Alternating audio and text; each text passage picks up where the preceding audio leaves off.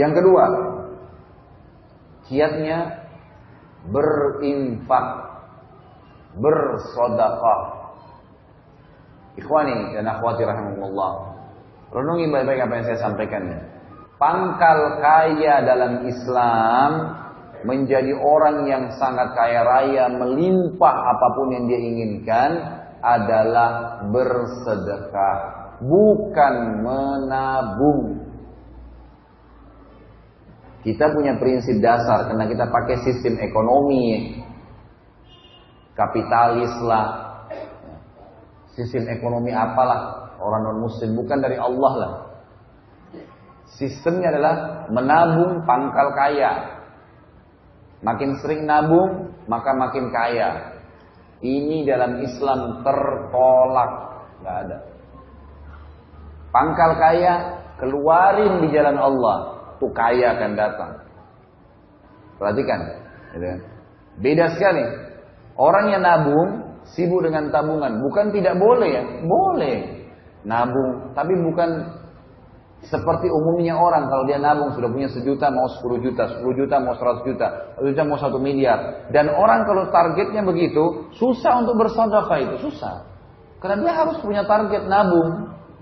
Sementara bukan nabung yang mendatangkan kekayaan, bukan. Tetapi sedekahnya. Dalil pertama adalah hadis Bukhari. Hadis Qudsi.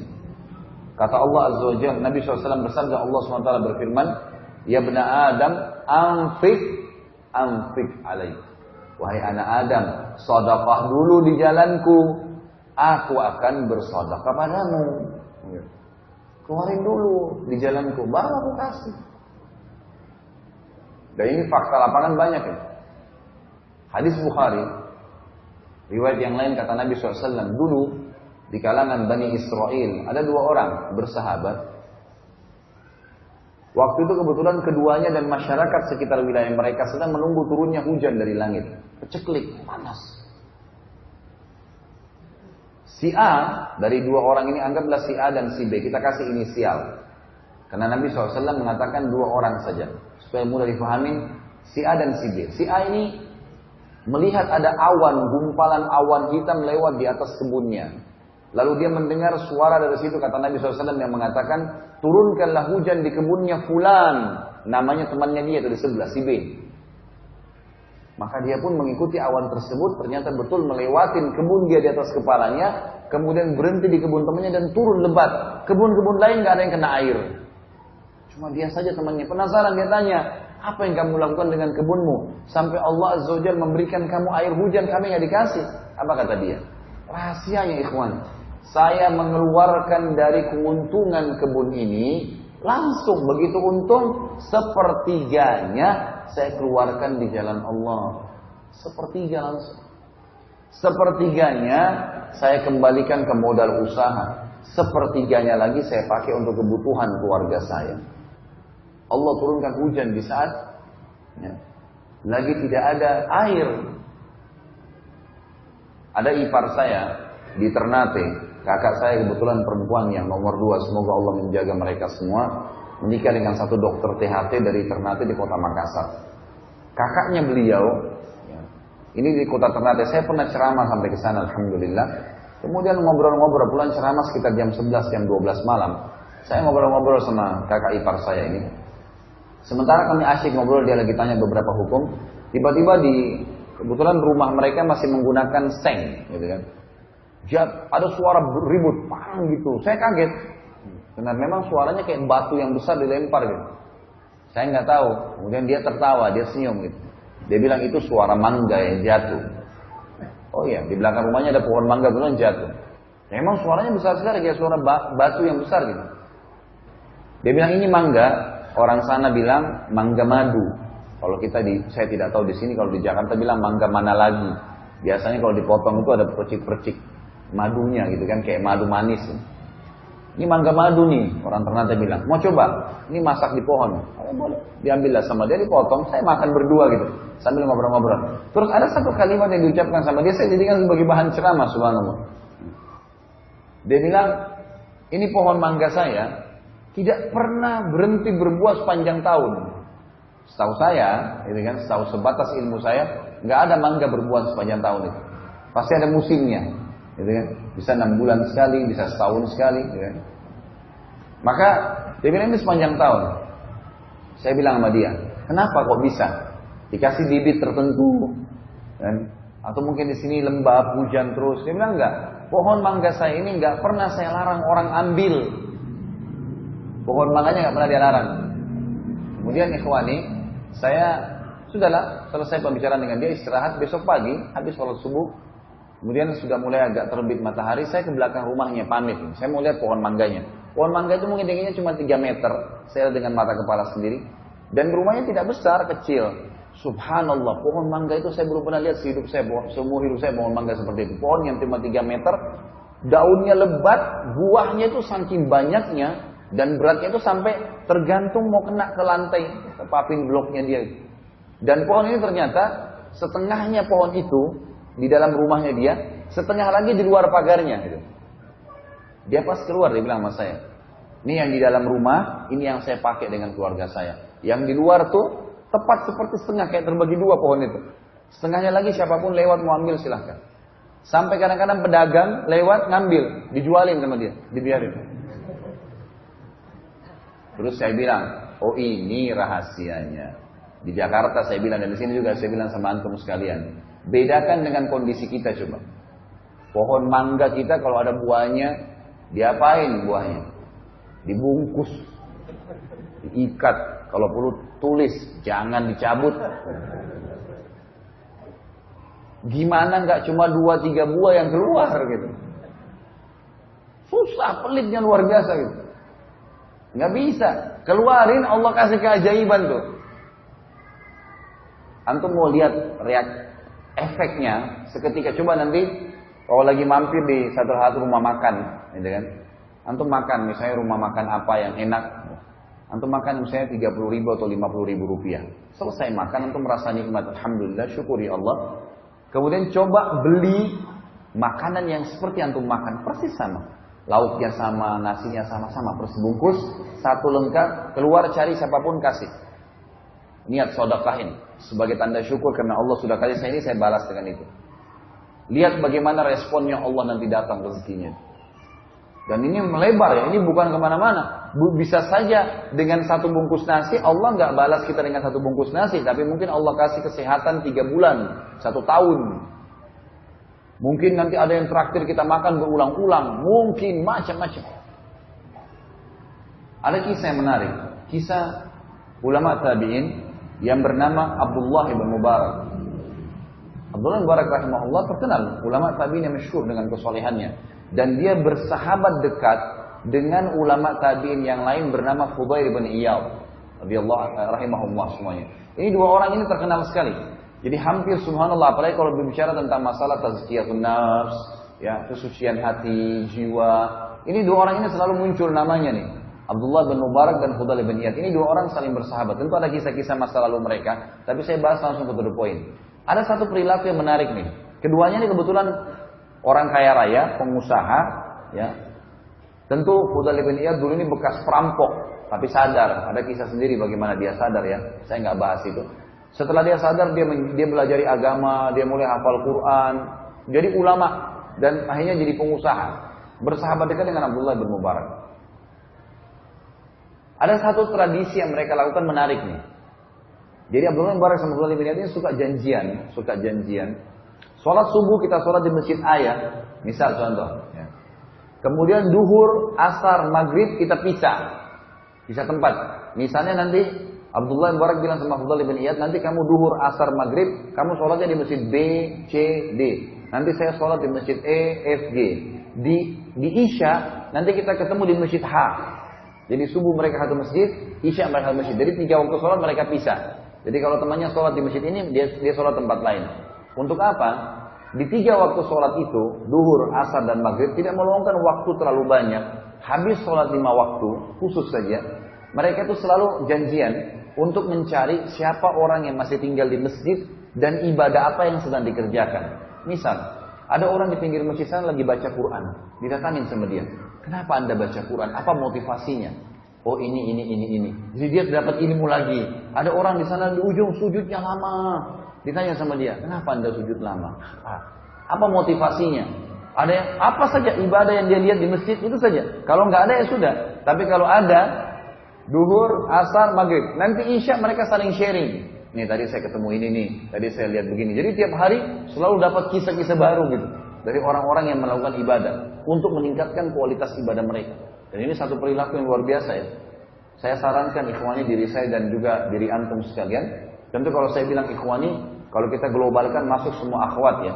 Jadi ini akhwatnya jangan tersinggung di atasnya. Jadi ini semuanya ya. Kita harus memahami satu poin dalam ibadah. Jangan stuck di satu level. Tapi kualitas ibadah tingkatkan. Firman Allah subhanahu wa ta'ala. Saya kembali ke kisah Abdullah bin Mubarak. Firman Allah subhanahu wa ta'ala. A'udzubillahi minasyaitonir rajim. Innallaha la yughayyiru ma biqaumin hatta yughayyiru ma bi anfusihim. Allah tidak akan mengubah keadaan satu kaum sampai mereka mengubah diri mereka sendiri. Apa kata ulama tafsir? Ini dari buruk menjadi baik. Ini sudah umum orang tahu. Misal, dia dari berbuat dosa kepada sadaran taubat. Ini sudah umum orang tahu. Tapi banyak orang tidak tahu. Masuk dalam ayat ini, sudah baik menjadi lebih baik. Ini masuk di dalamnya. Kalau antum setelah ikut pengajian sunnah, udah paham sunnah Nabi SAW, kemudian merasa puas dengan ibadah yang sudah dikerjakan, tidak berusaha meningkatkan kualitasnya, maka antum akan stuck di situ nanti.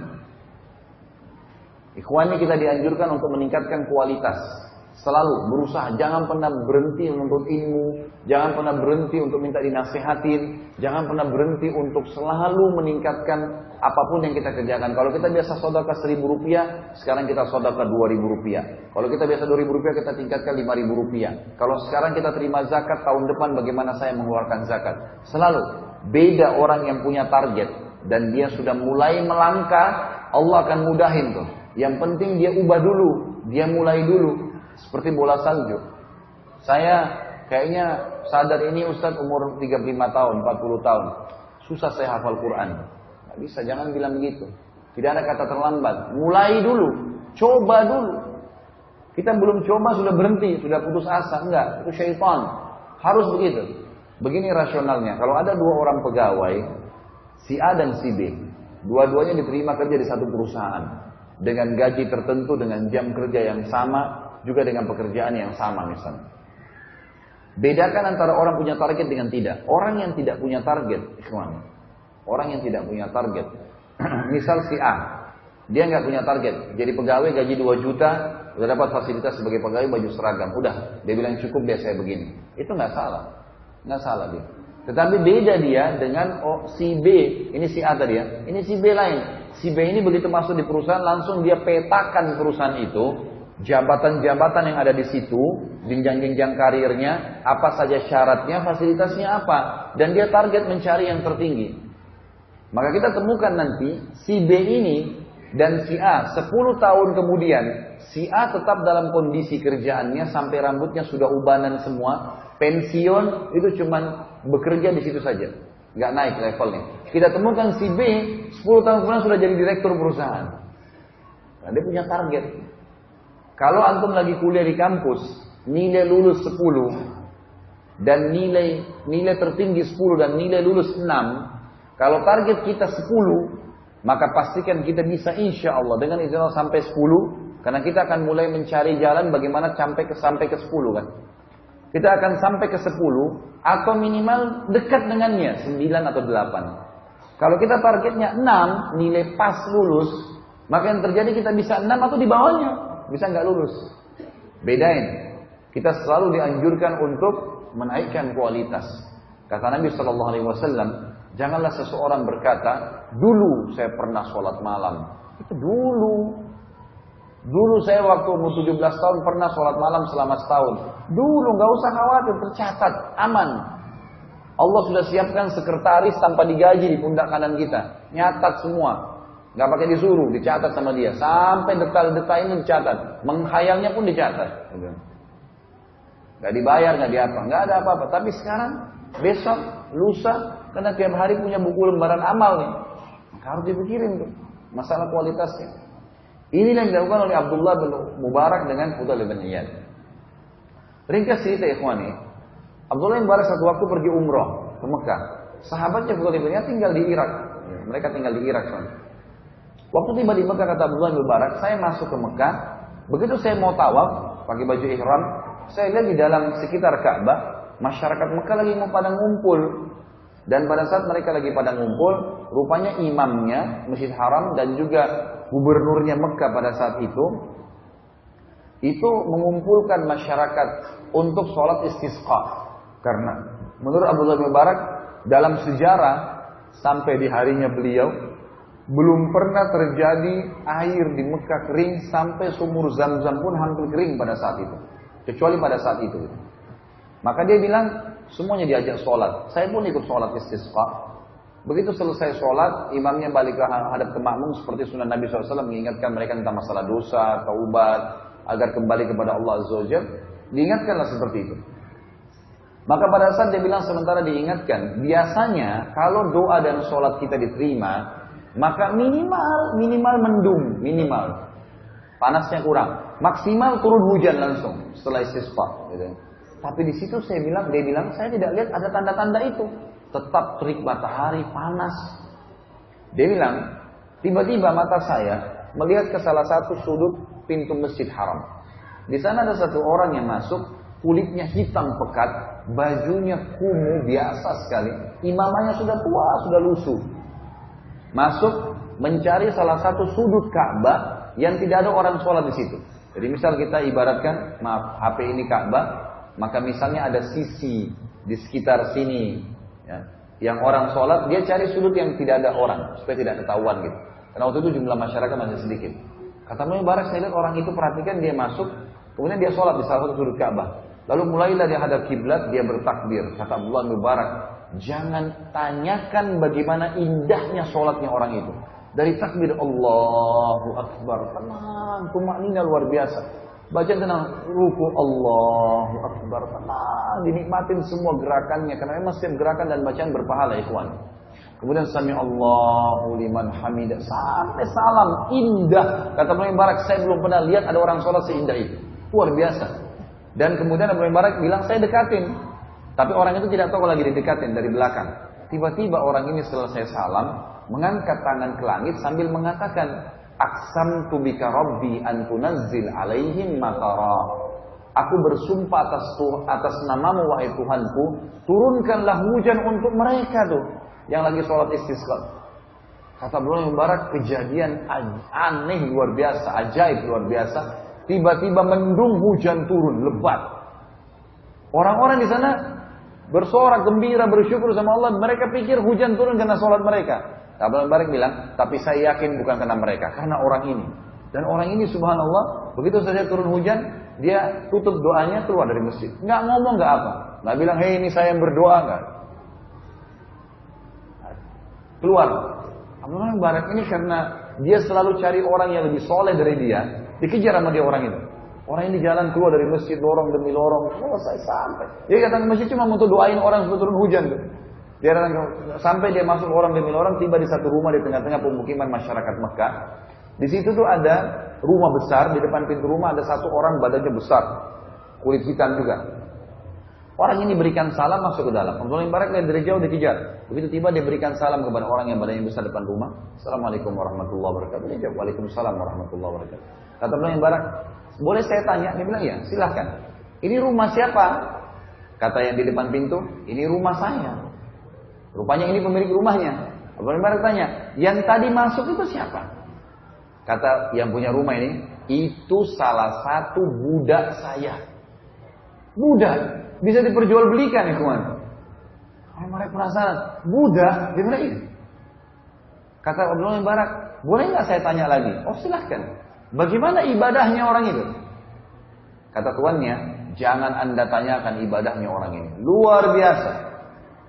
Dia kalau pagi sampai sore menjelang maghrib selalu memberikan hak saya sebagai tuannya. Tidak pernah mengeluh. Satu-satunya budak saya nggak pernah ngeluh orang ini. Nggak pernah ngeluh.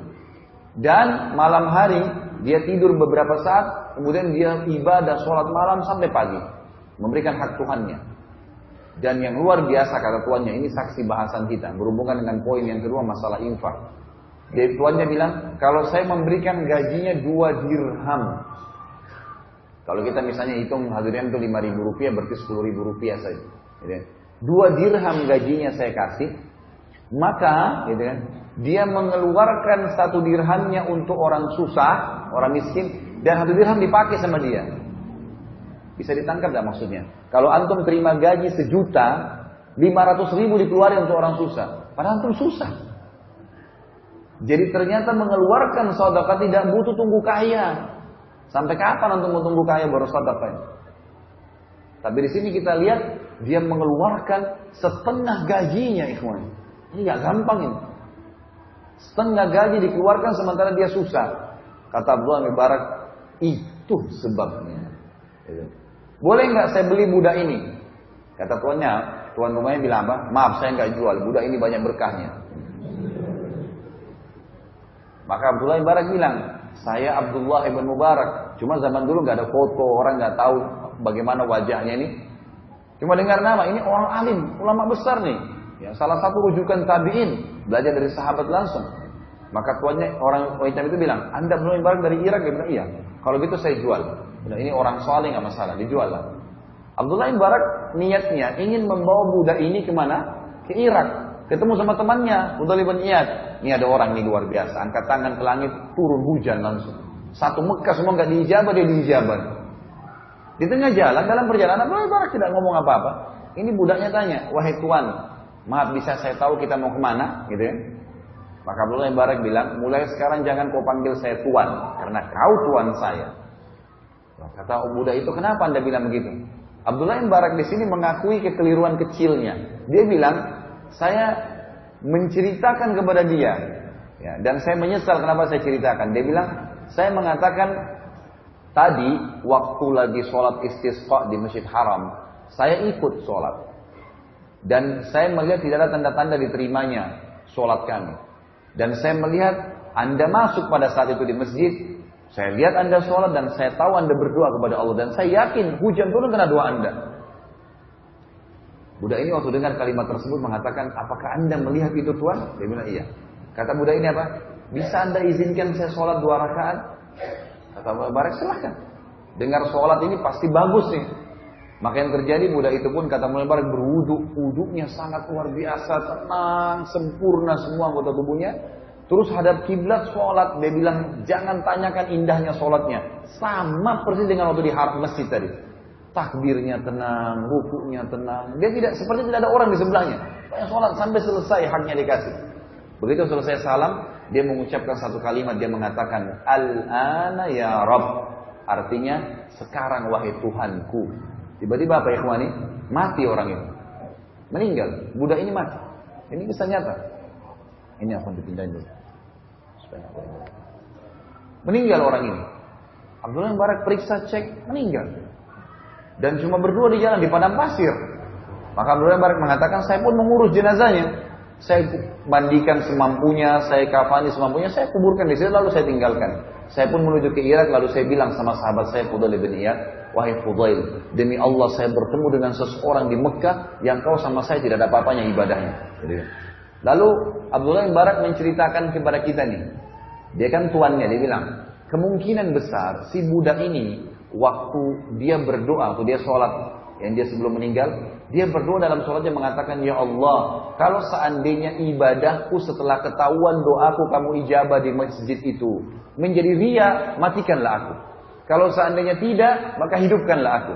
Makanya dia bilang, Al-ana ya Rabb, sekarang hai Tuhanku, lalu Allah matikan. Dia karena takut riya, maka dia dua rumah seperti itu. Tapi saksi bahasa Tuhan, tidak menunggu kaya raya untuk sedekah.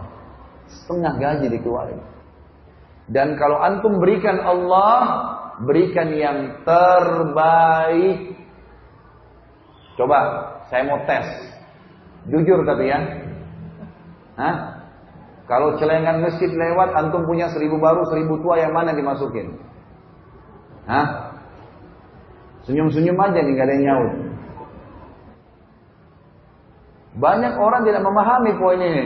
Yang dimasukin 1000 tua.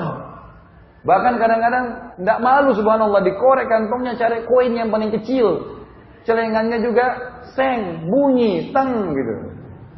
Subhanallah.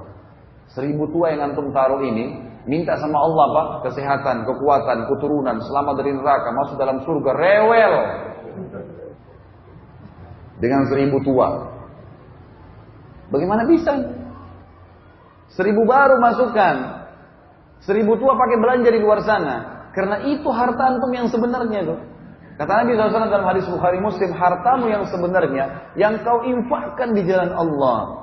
Karena itu Allah kan pelihara itu. Dalam hadis Bukhari yang dikatakan, Allah memelihara sedekah seseorang di antara kalian seperti menanam sebuah pohon di sebelah arsy-Nya. Gitu kan? Sehingga menjadi tumbuh menjadi pohon yang besar dan memiliki ranting-ranting dan buah yang banyak. Jadi kita akan panen pahala yang besar. Yang hartamu yang bukan sebenarnya yang kau habiskan untuk makanan, minuman dan pakaianmu. Itu hadis sahih. Jadi banyak manusia yang nggak sadar. Kalau antum lihat orang fakir miskin ikhwani, dan mereka lewat, ya, beda pahalanya. Kalau kita sebelum diminta sudah memberi, dengan kalau diminta baru kita beri, beda. Beda pahalanya orang sebelum tidur niat sholat malam, dengan orang kebetulan bangun mau sholat malam. Sama-sama dapat pahala tapi beda. Punya nilai plus. Perlu difahamin poin ini. Ini penting sekali ya kawan. Berikan yang terbaik untuk Allah Subhanahu wa taala. Kita lagi buka dompet. Ada orang fakir miskin lewat, ada 5.000, ada 50.000, ada 100.000. Yang mana syaitan bisikin supaya antum kasih? 5.000. Itu pun 5.000 dikatakan masih besar. Coba cari di kantong kamu mungkin ada 1.000 yang kelipat. Ambil 100.000 keluarin, kasih fakir miskin. Itu kata kuncinya. Ikhwani, hadir majlis ilmu seperti ini tujuannya mengubah keadaan. Ini bukan testimoni, tes hadir atau seremoni ngeramaikan, bukan. Antum keluar di sana berubah, praktekin ilmu. Ini bukan cuma dongeng kita duduk di sini di masjid cerita-cerita kosong, enggak. Semua kisah nyata yang saya sampaikan ikhwani masukkan dalam hati, praktekin. Harus begitu. Baru bisa tuh, ilmu itu tidak bisa cuma sekedar dicatat, cuma sekedar oh ya, dengar bagus ya kisahnya, enggak. Antum buat apa dengan ilmu itu? Karena kisah-kisah ini ternukil kepada kita, ikhwani, Allah SWT jaga supaya kita contohi, supaya kita praktekin. Mulai sekarang sedekah yang terbaik, keluarkan. Jangan tunggu kaya raya. Kalau orang kaya cuma keluarin, subhanallah, kadang-kadang saya tegur jemaah saya di Jakarta. Di lampu merah Jakarta biasa ada orang minta tuh. Ada fakir miskin susah, bajunya sudah rusak, kesian kotor, ya Allah, sudah luar biasa. Itu mobilnya mewah. Begitu ketok-ketok kaca, dibuka sedikit kacanya. Dikeluarin jarinya, yang keluar koin 500 rupiah. La ilaha illallah. Mobil mewah, cerminnya lagi ditutup, sudah dibuka, nggak mau lihat orang susah itu. Buka cermin antum tuh. Ambil uang 5.000, 10.000, kasih ke tangannya dia. Kalau sesama jenis, salaman sama dia, ya kawan. Jangan sampai masukkan dalam hati. Siapa dalam kesombongan, siapa dalam hatinya ada sifat sombong seperti biji sawi, tidak akan cium bau surga. Kata Nabi SAW dalam hadis Bukhari yang lain, innama turzaquna li fuqaraikum. Kalian dikasih rezeki justru karena orang-orang susah kalian tuh. Mereka itu. Ibnu Abbas kalau nggak mendapatkan ada yang datang minta-minta ke rumahnya, beliau keluar radhiyallahu anhu cari orang lalu dikasih. Gak ada orang yang gemar bersedekah itu kemudian miskin, gak ada. Saya menceritakan ayah saya pribadi di kota Makassar. Semoga Allah menjaga beliau sekarang masih hidup, alhamdulillah. Dan beliau tidak hadir. Dan ini bukan masalah riya, tapi saya mengambil pelajaran. Ayah saya punya satu tradisi ikhwani yang saya terharu betul, luar biasa gitu. Di kota Makassar dari sudah lama, ini sudah hitungan tahunan. Saya sudah tidak tahu berapa puluh tahun dijalankan oleh beliau. Umurnya sekarang sudah 80 tahunan gitu. Beliau selalu setiap pagi habis sholat duha jam 8:30, jam 9 keluar. Kadang-kadang beliau bawa mobil sendiri atau memang ada yang temanin, ada sekretarisnya yang temanin gitu, dari yayasan di Makassar. Itu subhanallah beliau keliling satu kota Makassar tuh. Ada tempat-tempat tertentu yang didatangi oleh beliau itu orang-orang kusta. Banyak sekali jumlahnya. Di tempat mereka kumpul. Lalu ayah saya datang dan yang dikeluarkan selalu diminta dari bank uang-uang yang baru. Memang tidak besar. Uang 2.000, uang 5.000, uang 10.000, uang 20.000, tapi uang baru. Kemudian ayah saya punya satu hal yang sering beliau lakukan, itu beliau selalu taruh minyak wangi di tangannya, pakai minyak wangi jadi wangi. Jadi uang ini kalau disentuh jadi wangi gitu. Dikasih ke orang-orang fakir miskin ini. Saya sampai syuting gitu. Setiap dikasih dalam bahasa-bahasa Makassar biasa disebutkan gitu kan. Dia berdoa, semoga nanti Pak Haji dipanjangin umurnya, semoga nanti banyak rezekinya, selalu. Kalau saya hitung ikhwani, kalau saya hitung pribadi ya, itu beliau keluarkan satu hari bisa tidak kurang dari 700 sampai 1 juta rupiah. Itu selalu dikurangin. Padahal keadaan ekonomi bukan seorang miliarder, bukan. Tapi subhanallah sampai sekarang, saudara-saudaranya beliau, paman-paman kandung saya sendiri, itu yang dulunya kaya raya sekarang malah jatuh semua. Ayah saya yang tidak punya kerjaan, beliau dulu di pesantren di Makassar gitu kan. Itu subhanallah malah terus, tidak pernah berhenti rezekinya. Sedekahnya terus berjalan tuh. Baik, kita ambil pelajaran saya dari itu tadi dan karena melihat waktu, jadi saya insya Allah ringkaskan sampai di situ. Baik, kita lihat masalah infak ini. Firman Allah Subhanahu wa taala surah Al-Baqarah urutan 2 ayat 254. Ini dalil yang kedua setelah hadis qudsi tadi tentang bersedekah. Allah Subhanahu wa taala berfirman, "A'udzubillahi minasyaitonir rajim. Ya ayyuhalladzina amanu anfiqu mimma razaqnakum min qabli an ya'tiya yawmun la bay'un fihi wa la khullatun wa la syafa'ah wal kafiruna humuz zalimun."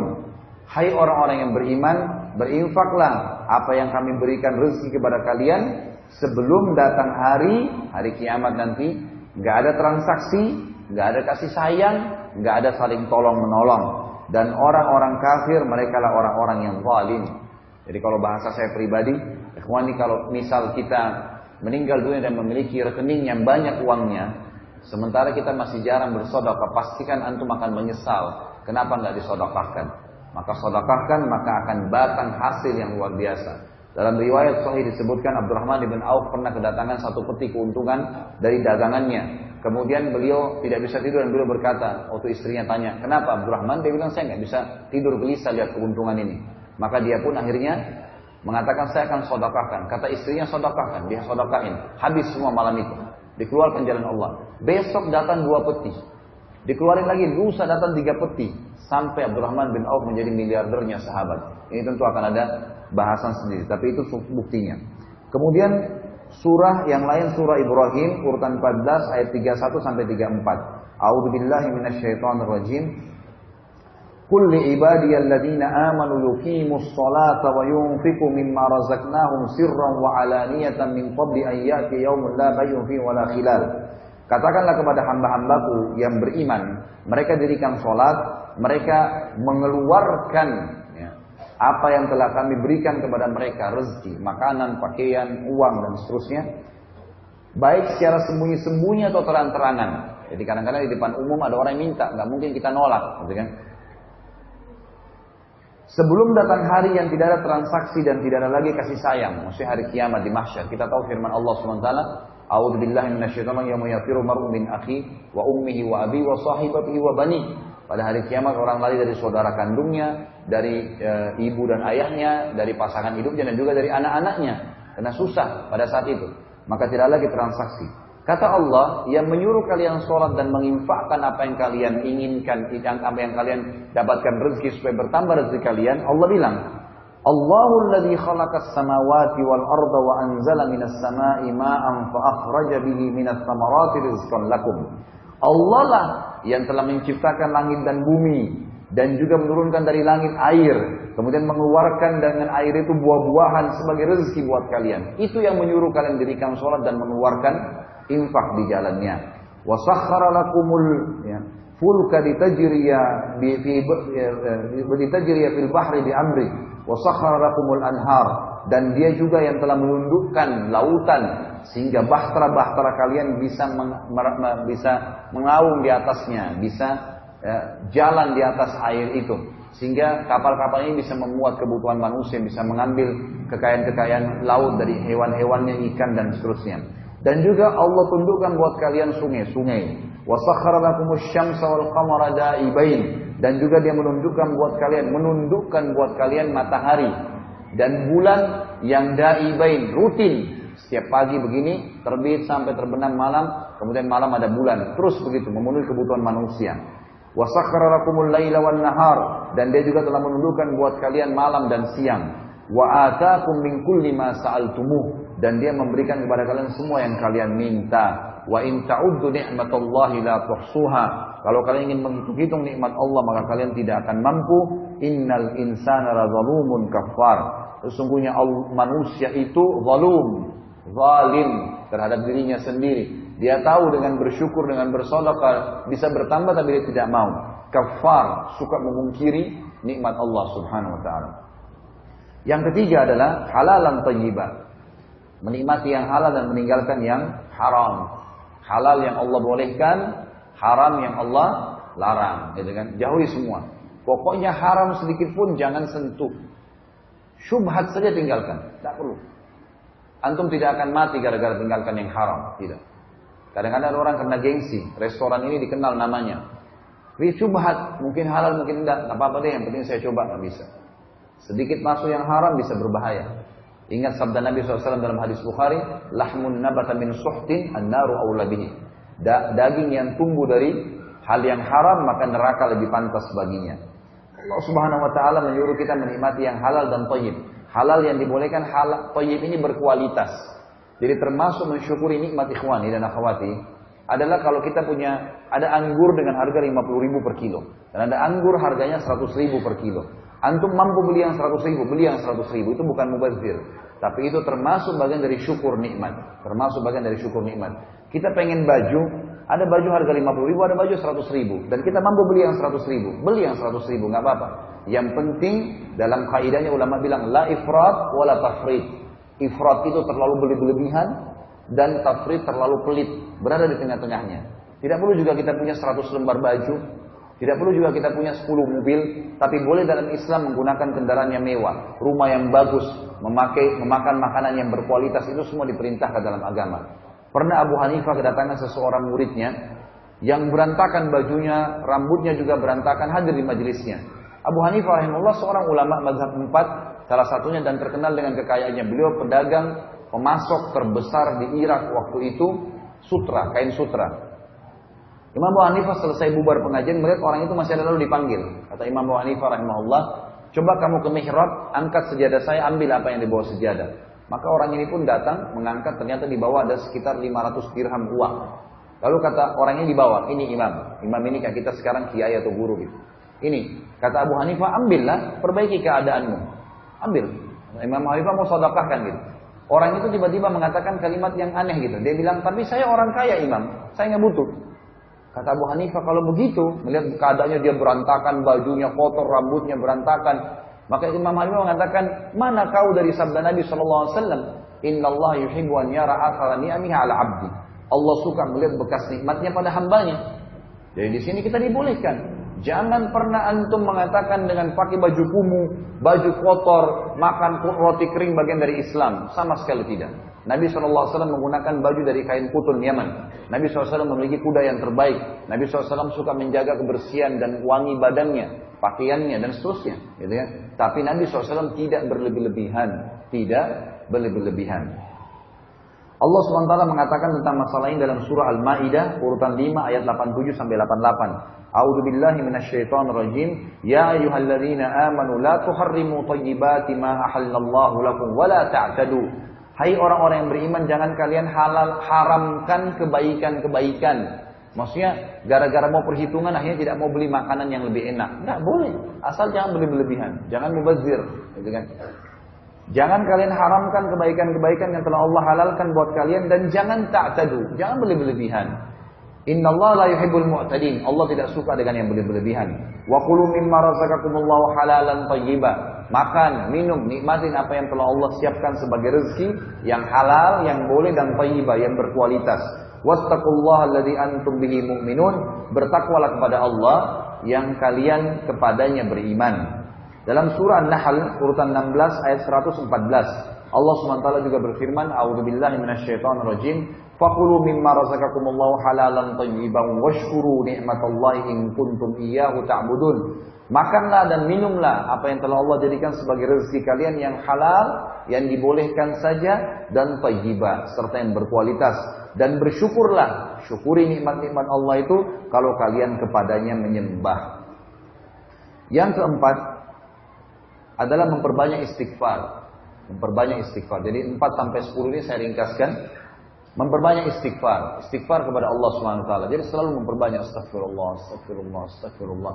Dalam riwayat sahih dikatakan Nabi SAW sehari beristighfar 70 sampai 100 kali. Gitu kan? Ada sebagian ulama mengatakan bahwasanya orang cukupkan dengan 70 sampai 100 kali membaca dalam sehari. Ada juga sebagian ulama hadis mengatakan Nabi SAW bukan 70 sampai 100 kali per hari, tapi 70 sampai 100 kali setiap kali beristighfar. Jadi ini pemahaman yang lebih luas. Artinya setiap kali Nabi SAW punya kesempatan istighfar, beliau tidak berhenti sampai 70 atau 100 kali. Nanti kalau sebentar lagi kesempatan istighfar 70 sampai 100 kali. Jadi satu hari bisa berapa kali? Dan Allahu alam saya melihat makna yang kedua lebih tepat. Karena ada kisah Imam Ahmad rahimahullah. Yang ini yang Imam Ahmad rahimahullah terkenal di akhir hidupnya. Salah dari 4 mazhab, Imam 4 mazhab ini pernah tidak tahu kenapa di akhir hidup beliau terpikir untuk mendatangi salah satu kota di Irak. Lalu beliau pun pergi ke sana dan tidak dikenal, tidak ada yang kenal beliau. Karena beliau sudah tua dan juga zaman dulu seperti saya bilang tadi nggak ada foto. Maka dia pun datang ke sebuah masjid di kota itu, kemudian beliau dapati sholat maghrib, masuk waktu maghrib atau isya gitu. Lalu kemudian beliau sholat.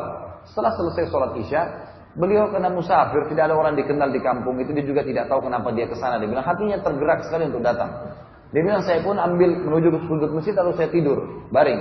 Marbot masjidnya datang tanya, wahai syekh, syekh ini dalam bahasa Arab bisa berarti orang pintar, atau orang kaya, atau orang tua. Jadi tidak selamanya itu seorang alim, ulama. Bisa orang kaya, bisa juga orang tua. Ini karena orang tua tidak tahu kalau ini Imam Ahmad rahimahullah. Maka berkatalah marbot masjid, wahai syekh, orang tua, ngapain anda di sini? Kata Imam Ahmad, saya musafir, mau istirahat, nggak ada keluarga, nggak ada kenalan. Orang ini nggak kenal nih. Dia bilang nggak bisa, peraturan masjid nggak boleh, harus keluar. Kata Imam Ahmad, saya didorong-dorong keluar dari masjid.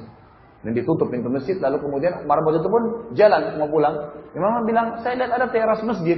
Saya pun baring di teras masjid. Ternyata marbotnya balik lagi. Syekh, ngapain kamu di sini? Saya mau tidur, musafir. Dia bilang nggak bisa. Teras masjid pun nggak boleh, dorong. Ini Masya Allah, marbotnya istiqamah. Gitu. Didorong-dorong kata Imam Ahmad. Saya didorong sampai keluar di jalanan.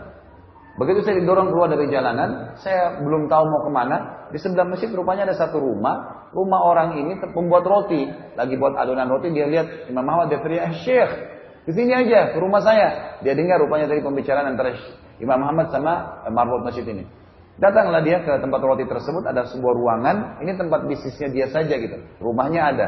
Dia buat-buat roti sambil jual gitu. Dia bilang ada ruangan di sini, kosong, Anda silakan tidur. Kata Imam Ahmad, saya lalu memperhatikan perilakunya pembuat roti ini. Kalau saya tidak nanya, dia nggak bicara. Kalau saya nanya baru dia nyaut. Sementara saya tidak bicara dengan dia, dia pecahin telur, ngambil tepung, ngambil garam, dicampur sama air sambil astagfirullah, astagfirullah, astagfirullah, terus non-stop, nggak pernah berhenti. Dia berhenti kalau cuma ditanya oleh Imam Ahmad atau dia bertanya sesuatu gitu. Imam Ahmad bilang, sudah berapa lama kamu amalkan istighfar begini? Kata orang itu sudah lama dari dulu. Kata Imam Ahmad, apa hasilnya? Apa hasil kamu istighfar seperti ini? Dia bilang, semua apa yang saya minta oleh Allah dikasih. Semuanya. Tidak pernah Allah tidak kabulkan. Kecuali satu. Tinggal satu yang belum Allah kasih. Kata Imam Ahmad, apa itu? Dia bilang, saya minta kepada Allah agar dipertemukan dengan Imam Ahmad. Sementara ini Imam Ahmad di depannya, gitu kan? Kata Imam Ahmad, Allahu Akbar. Istighfarmu mendorong saya datang dari kampung saya ke sini. Dan istighfarmu yang membuat marbot masjid mendorong-dorong saya. Dan sampai Allah membawa saya ke rumahmu karena istighfarmu. Istighfar kekuatannya luar biasa. Jangan dianggap remeh. Berbanyak istighfar. Sambil melangkah. Daripada antum naik motor di lampu merah bingung. Lihat helmnya orang, merek mobilnya orang lain. Istighfar. Ini lagi belanja sesuatu di minimarket sambil istighfar, sambil ambil minuman, sambil ambil ini. Manfaatnya besar. Perbanyak istighfar. Jangan pernah lisan kita diam. Maka ini manfaatnya besar. Pernah datang kepada Hasan Basri 3 orang. Hasan Basri seorang ulama tabi'in. Yang satu mengatakan kebetulan antri dalam rumah beliau untuk bertanya. Hasan Basri ini terkenal ikhwani. Adalah orang yang sangat luar biasa mengingat akhirat. Pembicaranya kalau ketemu tentang surga, neraka, kematian. Mengingatkan orang nasihat. Maka orang sering antri tiap hari di rumahnya untuk minta nasihat. Satu orang datang mengatakan, wahai imam. Imam itu kiai. Wahai imam, saya sudah lama menikah dengan istri saya ini. Tapi saya tidak pernah punya anak. Dan hasil ya tabib-tabib yang memeriksa istri saya ini mandul. sudah ikhtiar minum obat sana sini tidak bisa hamil. Apa saran Anda? Kata Hasan Basri, perbanyak istighfar, pulanglah. Maka orang itu pulang amalin. Perbanyak ya, bukan kerjakan. Perbanyak, non-stop. Astagfirullah, astagfirullah terus. Dan ringkasnya astagfirullah wa atubu ilaih, astagfirullah wa atubu ilaih itu. Kalau ringkas lebih astagfirullah, astagfirullah, astagfirullah. Memperbanyak seperti habis sholat kan membaca astagfirullah, astagfirullah, astagfirullah. Tentu yang paling lengkap astagfirullahal azim alladzi la ilaha illa huwal hayyul qayyum wa atubu ilaih. Ini yang paling lengkap kata Nabi SAW. Siapa yang baca ini dengan sifat Allah hayyul qayyum akan diampuni dosanya walaupun sebanyak buih di lautan. Ringkas cerita adalah, ini apa tadi saya sampai lupa. Apa tadi yang saya ceritakan? Hasan Basri, baik. Hasan Basri rahimahullah mengatakan perbanyak istighfar. Datang orang kedua masuk yang antri, mengatakan, wahai imam, saya kena penyakit di perut saya. Sudah 10 tahun saya sakit, berobat sana sini nggak pernah sembuh. Apa saran Anda? Kata Hasan Basri, perbanyak istighfar. Perbanyak, kerjakan. Lalu datang orang ketiga mengatakan, wahai imam, saya sudah lama bekerja, banting tulang kerja keras, nggak pernah kaya seperti si fulan. Disebut satu orang yang kaya raya di kota itu, di kota Basra tentunya di Irak. Maka kata dia, apa saran Anda supaya saya bisa kaya? Kata Hasan Basri, perbanyak istighfar. Pulanglah mereka ini tiga-tiganya. Lalu istrinya bertanya, wahai suamiku, tadi yang bertanya itu 3 orang, mungkin butuh Anda pandu kepada seorang saudagar yang memberikan modal, mungkin Anda pandu kepada seorang tabib yang mahir, atau jenis obat tertentu yang mereka bisa pakai supaya bisa sembuh gitu kan, supaya yang satunya punya keturunan. Kenapa cuma suruh istighfar? Kata Hasan Basri, tidakkah kau dengar keluhan mereka? Kalau mereka sudah ikhtiar tapi belum dapat hasil, dan Allah Subhanahu wa taala berfirman dalam surah Nuh ayat 10 sampai ayat 12 ini. A'udzu billahi minasyaitonir rajim wa qul istaghfiru rabbakum innahu kana ghaffara yursilis samaa'a 'alaikum midrara wa yumdidkum bi amwalin wa banin. Al-ayat. Dan Nuh berkata kepada kaumnya, beristighfarlah kalian kepada Tuhan kalian karena Dia akan menurunkan buat kalian dari langit midrar, bertubi-tubi bantuan-bantuan dari langit, dan akan memperbanyak buat kalian keturunan dan juga harta kalian. Bahkan sambung ayat wa yaj'al lakum jannat, gitu kan? Dan Dia akan menjadikan buat kalian hasil panen dan kebun-kebun yang luas. Maka ini manfaat daripada istighfar. Kemudian yang kelima ikhwani adalah bertakwa. Bertakwa tentunya ini sudah kita bahas tadi malam panjang lebar tentang bekal dunia akhirat. Bertakwa artinya patuh kepada Allah Subhanahu wa taala, menjalankan semua perintah wajib atau sunnah dan meninggalkan larangan baik itu haram ataupun makruh. Itu bertakwa. Dan dalilnya ada surah At-Talaq, surah nomor 65 ayat 2 sampai ayat 5, gitu kan. Ini semua menyebutkan tentang at-taqwa, tapi saksi bahasan ayat 2-nya dan ayat 3-nya. Allah SWT berfirman, a'udzubillahi minasyaitonirrajim. Wa may yattaqillaha yaj'al lahu makhraja. Siapa yang bertakwa sama Allah, Allah akan berikan kepadanya makhraja, jalan keluar dari masalahnya. Wa yarzuqhu min haitsu la yahtasib. Dan akan diberikan rezeki dari tempat yang tidak disangka-sangka. Kemudian yang keenam adalah bertawakal. Tawakal artinya menyerahkan masalah setelah berusaha. Dan ada bedanya dengan tawakul. Tawakul sama-sama bahasa Arab, tapi tawakul itu mengembalikan masalah kepada Allah tanpa ikhtiar. Dalilnya riwayat Bukhari, ada seorang badui datang kepada Nabi SAW ingin belajar, membawa untanya. Begitu tiba di depan masjid, dia tidak ikat untanya sambil dia mengatakan tawakkaltu 'ala Allah. Saya bertawakal kepada Allah. Begitu dia masukkan kakinya di masjid, ya, tiba kakinya, dia masukkan 1 langkah saja, untanya sudah lari. Dan unta ini hewan yang susah untuk ditangkap kalau lari. Karena unta ini bisa hidup di padang pasir, tidak makan, tidak minum 3 hari. Manusia nggak bisa kejar, gitu kan. Maka dia lari mengejar untanya. Setelah lama dia kejar, untanya sudah nggak ketemu lagi, sudah lari, lepas. Kemudian dia kembali ke masjid, pengajian juga sudah bubar. Maka hilang untanya, dia juga tidak dapat ilmu. Lalu sedih dia, kelihatannya Nabi SAW tanya, kenapa kau? Dia bilang, ya Rasulullah, ceritanya begini. Kata Nabi SAW, iqilha, ikat bulu untamu, wa tawakkal 'ala Allah, baru bertawakal. Kunci dulu motornya, kunci mobilnya, baru bertawakal kepada Allah Subhanahu wa taala. Jadi tawakal itu penting. Kata Allah SWT tadi dalam surat Talaq ayat 3, "Wa may yatawakkal 'ala Allah fa huwa hasbuh." Siapa yang bertawakal kepada Allah, maka Allah jadi pencukup baginya. Yang selanjutnya yang ketujuh adalah silaturahim. Silaturahim. Silaturahim ini perlu diperbaiki, ikhwan. Dan ini selalu, subhanallah, saya tidak tahu sampai di kalangan para dai dan ustadz pun masih menggunakan kosakata ini dan keliru tempatnya. Sila artinya hubungan, rahim punya hubungan darah. Jadi bukan semua orang muslim kita katakan saya silaturahim dengannya, gitu kan. Banyak teman-teman baru kunjungi saudaranya seiman, lalu dia mengatakan saya baru pulang dari silaturahim. Ini keliru. Bahasanya salah nih. Karena ini berhubungan dengan banyak hukum syar'i. Di antaranya hadis Nabi Shallallahu Alaihi Wasallam yang berbunyi, telusuri jalur nasab kalian. Siapa ayah kita, siapa kakek kita, nenek kita siapa, berapa orang bersaudara, nikah dengan siapa, keturunannya siapa saja. Bisa saja kita ketemu dengan sepupu kita, tapi kita nggak kenal di jalanan. Itu rahim. Kata Nabi SAW dalam hadis sahih, siapa yang ingin diberkahi umurnya, diluaskan rezekinya, maka sebaiknya dia melanjutkan silaturahim. Kata Nabi SAW dalam hadis yang sebelumnya tadi, telusuri jalur nasab kalian, karena itu memudahkan kalian untuk bersilaturahim. Ya, memang ini jalur nasab nih, lain. Memang kita semua kembali kepada Adam alaihissalam, tapi ada sedikit di sini yang Allah SWT tentukan yang punya hubungan darah secara langsung, maka namanya rahim. Jadi ini jelas bisa menjadi penyebab bertambahnya rezeki. Sebagaimana dari hadis yang saya bilang, siapa yang ingin diberkahi umurnya, diluaskan rezekinya, maka dia harusnya bersilaturahim. Ada sebuah riwayat Bukhari juga berbunyi seorang sahabat membawa sekantong dirham dan berkata, ya Rasulullah, ini saya mau sedekahkan. Ada satu fakir miskin muslim, yang satu lagi miskin juga tapi punya rahim dengan saya, punya hubungan kerabat darah. Yang mana saya kasih? Kata Nabi SAW, kalau kau kasih yang punya rahim denganmu, maka kau akan mendapatkan dua pahala. Pahala sedekah dan pahala rahimnya. Kemudian selanjutnya yang ke-8 adalah hijrah. Kalau kita sedang berada di sebuah tempat, kota, negeri yang sulit untuk beribadah kepada Allah Azza wa Jalla, harus hijrah. Nggak boleh enggak. Dan hijrah ini menjadi penyebab datangnya rezeki. Dalilnya surah An-Nisa ayat 100. A'udzu billahi minasyaitonir rajim, wa may yuhajir fi sabilillah yajid fil ardi muragaman katsira wa sa'a. Siapa yang berhijrah di jalan Allah, meninggalkan negeri yang sulit dia ibadah ke negara muslim, ke negara yang bisa dia ibadah, maka dia akan mendapatkan muragama, peluang-peluang yang banyak, wasa'a, dan juga keluasan rezeki. Jadi saya sarankan dari masjid ini semua muslimin, kecuali yang darurat, memang betul-betul dia lahir di negara kafir, atau mungkin dia duta, dia harus berangkat penting lalu dia kembali, itu tidak masalah. Tapi kalau antum baru mau berangkat untuk meninggalkan Indonesia, negeri yang sudah jelas muslim, azan didengar di sana sini, untuk ke negara kafir meraup rezeki, saya sarankan jangan. Subhanallah, saya diundang ke Australia, saya diundang ke Hong Kong, sulit kita tidak dengar suara azan, nggak boleh kedengaran azan, dikedap dalam masjid. Kita kadang-kadang kalau mau sholat harus cari masjid yang cukup jauh keluar, susah.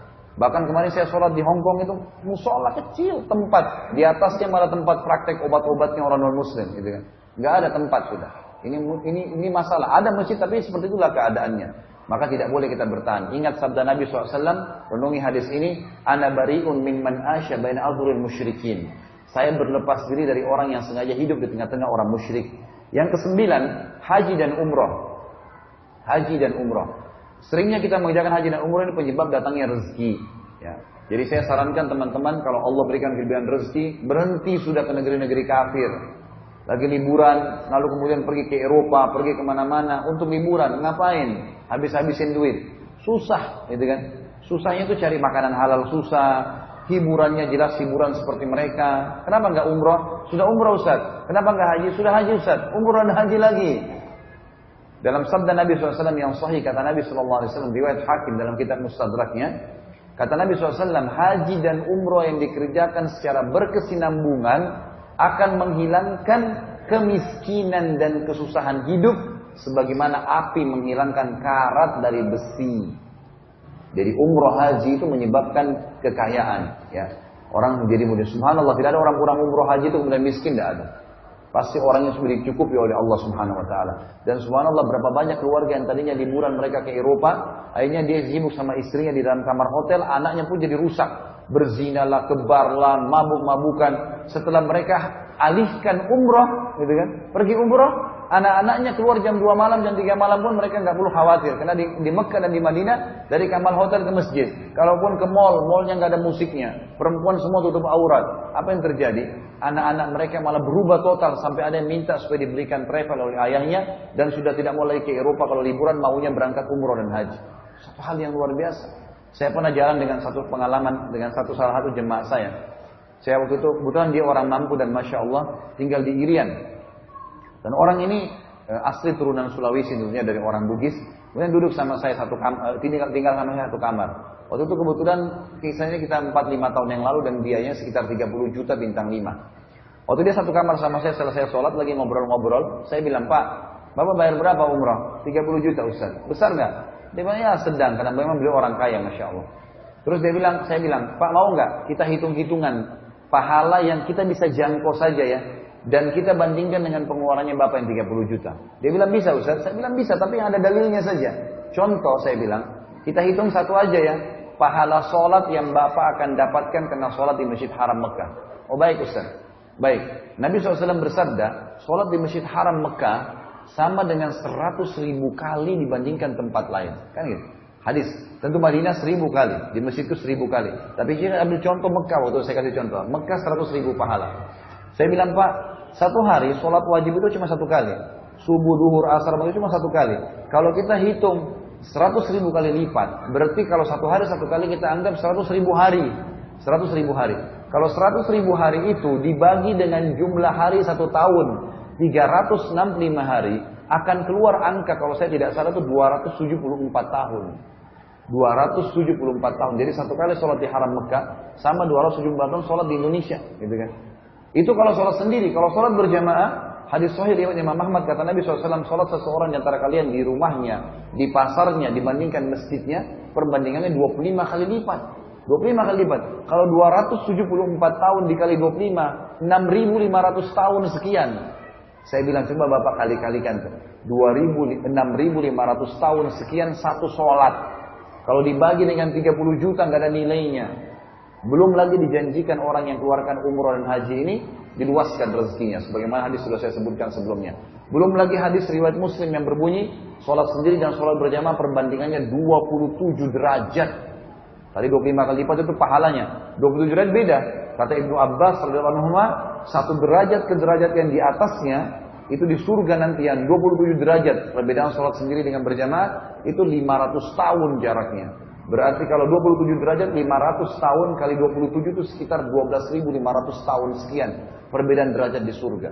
Maka ini contohnya, kita dapat pahala yang luar biasa. Belum pengalaman-pengalaman lain kita temuin orang-orang Islam yang dari negara, dari beragam negara gitu kan, etnis dan seterusnya. Kita tidak sendirian Muslim. Belum pengalaman-pengalaman sejarah melihat di Madinah tempat perang Uhud Nabi SAW, kemudian melihat kuburan para sahabat, kuburan Nabi SAW. Kita melihat ternyata ini bukan cuma sekedar dongeng, memang ada, dan banyak pengalaman yang lain dari ibadah-ibadah dan pahala yang kita dapatkan. Yang terakhir ikhwani yang 10 adalah doa.